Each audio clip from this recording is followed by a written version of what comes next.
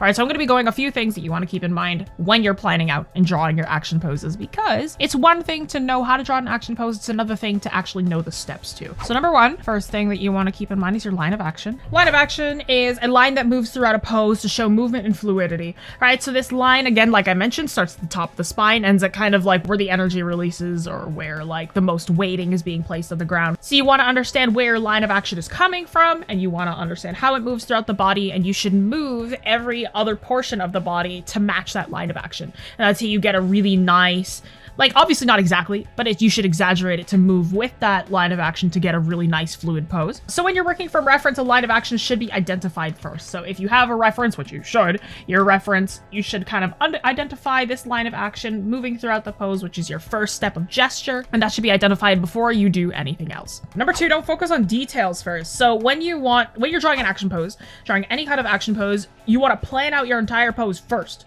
so you don't lose your speed or fluidity. A thing that you see a lot of artists do is they'll take a section of a pose, like they'll start with the face. I do this all the time. I break this rule a lot, even though I shouldn't. You want to plan out your entire pose first so you don't lose your speed or fluidity, right? It's a strategy that a lot of gesture artists will take, right? Where you want to draw out your entire pose first, and then you can slow down and start adding details. So you want to move as quickly as possible first, because it'll keep up your speed, it'll keep up your fluidity. It'll make sure that your pose doesn't get too stiff because you're not focusing on the shapes and forms too hard. So picking a spot and slowing down will stiffen your entire pose. It'll make your pose really, really stiff. You want to plan out the gesture before you move on to any kind of cleanup, because what this does is it helps keep your brush quick.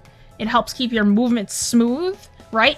These shapes, they're clean, but they don't have as much movement and they don't have as much fluidity as, say, this one that I did like a lot less smoothly, right? Because this one feels more like the person is zooming, right? This one feels like a stationary pose. This one feels like the person is zooming. This is when we want to bring in our exaggeration, right? Obviously, a body does not really move like this, but it looks better than this one. This feels far more stiff by comparison to this one, right? Because I stopped thinking, which is a weird piece of advice to give, but it helps. Like if you just kind of stop thinking for a bit and help with your exaggeration. Because at a point when you become a more advanced artist, anatomy and a lot of that sort of stuff becomes second knowledge, second nature, becomes a bit less of a nuisance.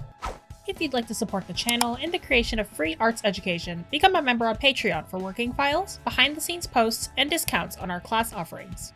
Number three, don't shy away from foreshortening. Most action poses will have some kind of foreshortening, no matter how minor. Doesn't matter how small the amount of foreshortening is. Sometimes it's just the fingers.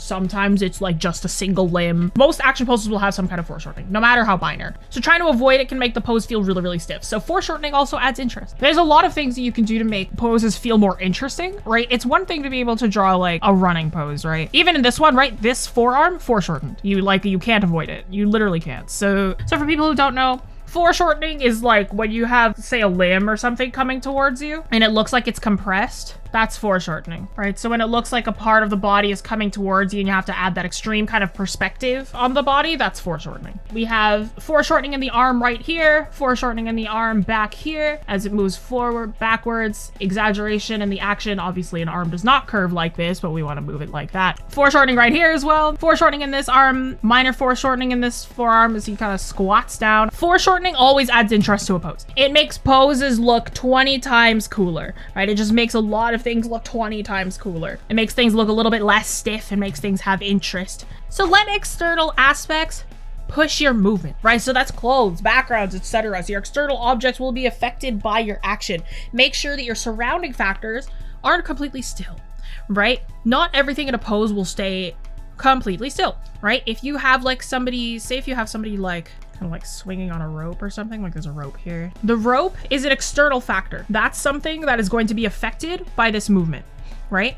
So obviously the rope, as it's being held on by this foot, is going to be pulled along the movement of the body. Maybe if the person is wearing a skirt, the skirt is also going to flow in the wind. So if you've got a really long skirt, the skirt is going to trail off in the wind. The person's got really long hair, the hair is going to trail off in the wind. Maybe if it's through the air, maybe if it's through some trees, the trees are going to be disturbed as well.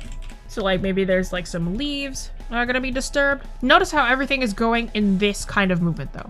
right? Everything is kind of following that flow, right? So you want everything to move somewhat along with the pose, because that pose, your action pose, will affect the surrounding factors. So even maybe somebody's like cannonballing into water. Let's do that one. Let's say that somebody's falling into water. Let's say that they're falling.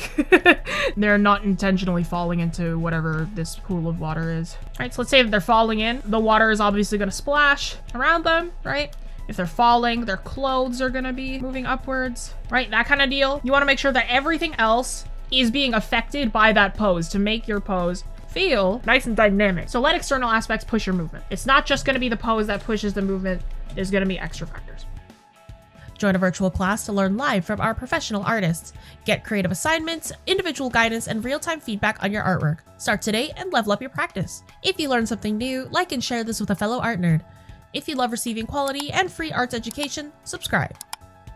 Here's a couple other videos you can check out next.